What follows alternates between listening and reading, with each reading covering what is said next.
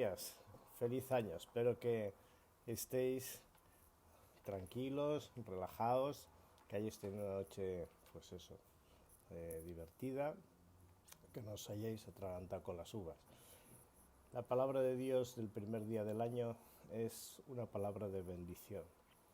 Dios nos bendice, Dios nos acoge, Dios nos ama y esa palabra de bendición se hace extensible a todo hombre y mujer.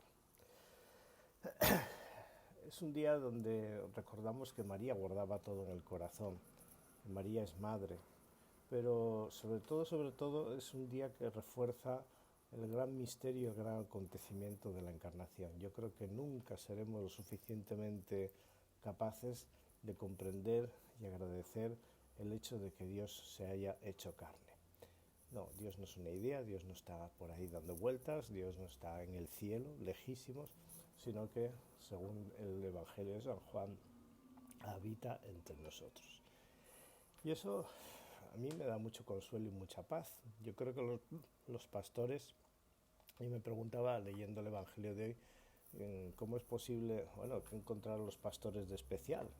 El signo era un niño pequeño en un recién nacido, envuelto en pañales y acostado en un pesebre. Pues anda que en aquella época no había niños así.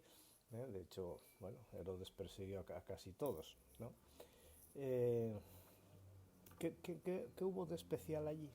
Algo hubo de especial, no nos lo cuentan, pero yo creo que la clave está en el hecho del encuentro, en el hecho de que aquellos hombres que pululaban por aquellos lugares, que estaban en situaciones marginales, con los que nadie contaba, con los que nadie, digamos, pues en los que nadie creía, se encontraron por fin con una razón de ser. Y alguien que les hizo descubrir que a pesar de todo, sus miedos, sus cansancios, todo eso era infundado porque lo más grande que tenían era el hecho de ser personas, el hecho de ser hijos de Dios, ser amados tanto por el Dios vivo que Él se hizo carne, se hizo uno como nosotros. Yo sospecho que en aquel encuentro con aquel niño pequeño, no hubo conversación con el niño, evidentemente, seguramente estaría llorando o durmiendo o sonriendo. En aquella época que yo sepa no había sonajeros. Bueno, igual estaba jugando con los dedos de San José, no lo sabemos. Pero estoy convencido de que aquellos hombres y mujeres, aquella gente que empezó a llegar por allí, que a lo mejor no fueron tampoco demasiados, pero bueno, los que fueran, tuvieron una conversación con María y José. Y María y José debieron de contarle su experiencia, lo que había pasado. Y ahí está donde se produce desde el punto de vista el asombro de aquellos hombres y mujeres que sin esperar nada se encuentran de bruces con un anuncio y una invitación. Id, id al encuentro de ese niño.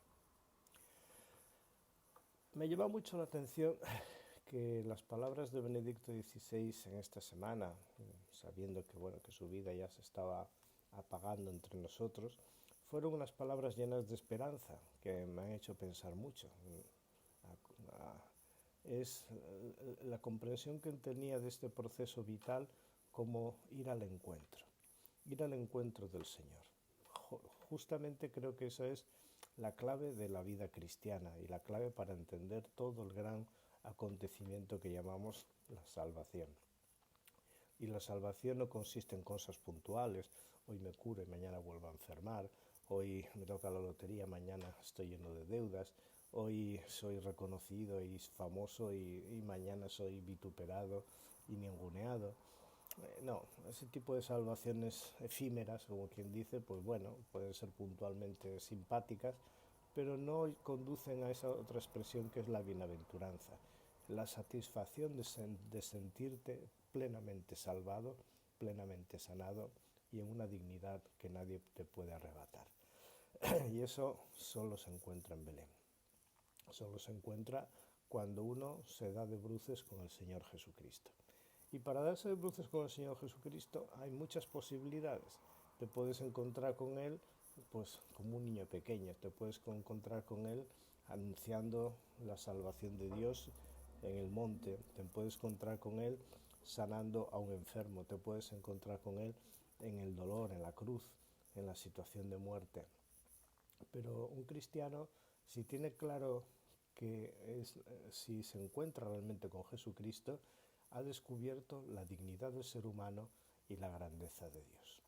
Y ese gran misterio tenemos que llevarlo a la reflexión de cada día, a la meditación de cada día, a refrescar cada día nuestra memoria como creyentes, porque en definitiva ese Jesús que nació en Belén, que anunció el reino de Dios, que murió y resucitó, se hace presente y está en medio de nosotros cada día y en cada acontecimiento.